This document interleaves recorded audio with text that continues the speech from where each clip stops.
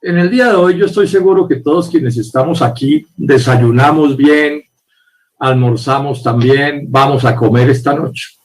Y eso pues debería ser como lo normal, pues resulta que en Colombia eso no es lo normal.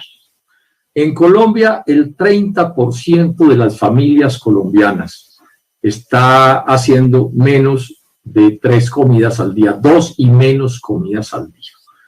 Eso significa que esos compatriotas, que son aproximadamente 15 millones de personas, por lo menos 4 millones de jóvenes que han estado muy activos en estas protestas, están literalmente aguantando hambre. Pero no el hambre de esas que uno dice un ratico antes de almorzar, que dice, no, es que me estoy muriendo de hambre. No, estos sí se están muriendo de hambre literalmente. 4 millones de jóvenes y 15 millones de colombianos. Ese es el país en el que estamos. Y si miramos hacia el desempleo y la pobreza y la falta de techo, etcétera, etcétera, pues lo que tenemos es un país convertido en un infierno para un número inmenso de compatriotas. Entonces, lo primero que quiero significar aquí en esta intervención es que hay razones enormes, justísimas para la protesta social, para reclamar, para movilizarse. Porque es que aquí nos quieren presentar a quienes protestan como si fueran una especie de locos, de antisociales, ¿sí? Que no reconocen las maravillas del gobierno del presidente Duque, gobierno que además los ha retado y que no les resolvió sus exigencias en el paro del 2019 y que fue capaz de intentar gravar con más hambre mediante una reforma tributaria a los pobres y a las clases medias de Colombia. Es lo primero que quiero señalar. Aquí estamos ante un paro que tiene justísimas razones. Lo otro es que el paro y la protesta son un derecho constitucional y democrático. Claro, estoy hablando de un paro civilizado, sin violencia, sin destruir propiedad pública ni privada, sin agredir a servidores públicos, incluidos la policía, y por supuesto que haga que las perturbaciones del paro sean las menores y en ese sentido que se permita la movilidad y el desenvolvimiento económico. Claro que estamos hablando de todo eso. Y el Estado debe garantizar ese ejercicio de ese derecho democrático, incluida la policía. O sea, la policía también tiene el deber de facilitar para que las cosas se hagan de acuerdo con la Constitución y con la ley. Pero ¿cuál es la historia? La historia es que el número de muertos y de víctimas mortales en medio de este paro es supremamente grande. Y hago una advertencia aquí. Yo no soy de los que crea que hay asesinatos buenos y asesinatos malos en Colombia. Unos para condenarse y otros para no condenarse. No. Aquí nadie que no sea servidor público puede utilizar las armas contra nadie. Por supuesto que no. Aquí ningún civil puede asesinar a nadie. Pero también es verdad que los miembros de la fuerza pública, si usan sus armas, las tienen que utilizar sometidas al ordenamiento jurídico colombiano.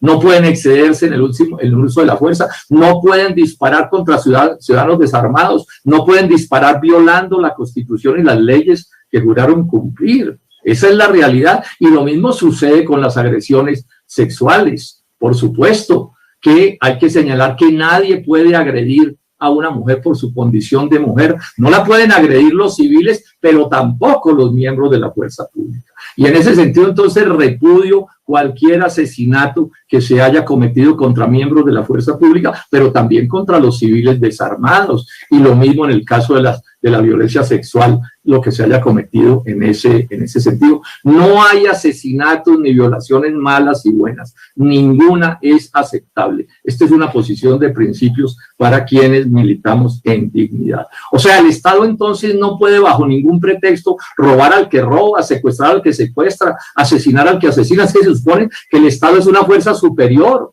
Que alguien por fuera del Estado delinca, pues sí, eso no está bien, pero es más grave que delinca si se trata de un servidor público y más grave aún si eso se hace asusado por la cúpula del Estado y del poder público, que tienen el deber de dar ejemplo y que tienen el deber de llamar a la civilización y a la cordura a los propios servidores públicos, empezando por los de la policía. Y miremos entonces las cifras. Las ONGs Temblores y Colombia en Paz hablan de 59 muertos con ocasión de las protestas. La Fiscalía habla de 17 relacionados con el paro, la Defensoría del Pueblo de 24. Entre estos dos miembros de la fuerza pública, asesinatos que repudio, tengan el origen que tengan, por supuesto que sí. Pero no se puede disparar contra los ciudadanos inermes, ni puede haber numerosos casos de violencia sexual por parte de la fuerza pública, se documentan 21. Se documentan 39 jóvenes colombianos que han perdido alguno de sus ojos por la desmesura en la represión por parte también de la fuerza pública. Eso es absolutamente indeseable. Y detallemos un poco más sobre esto.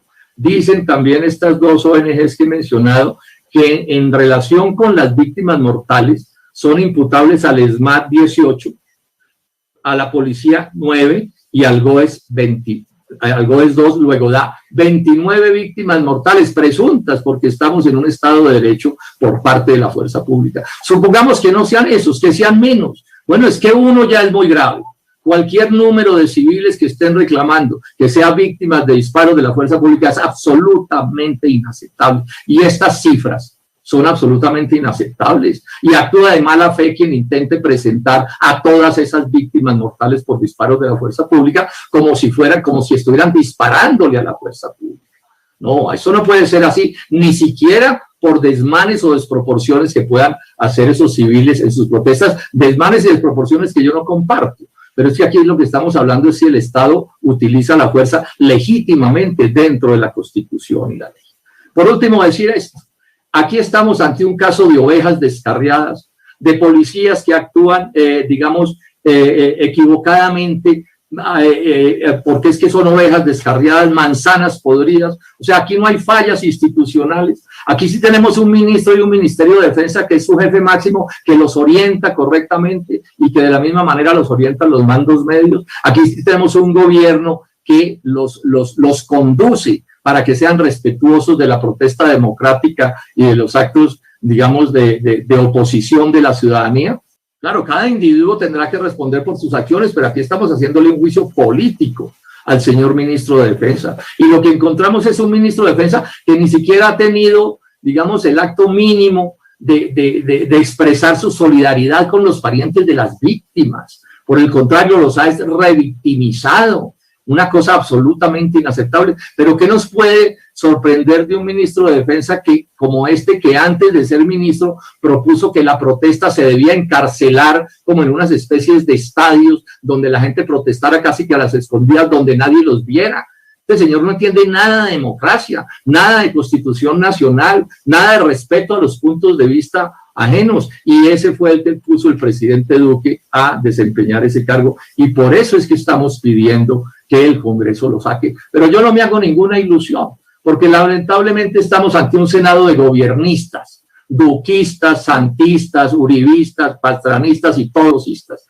Los llamo a que entiendan lo que está sucediendo.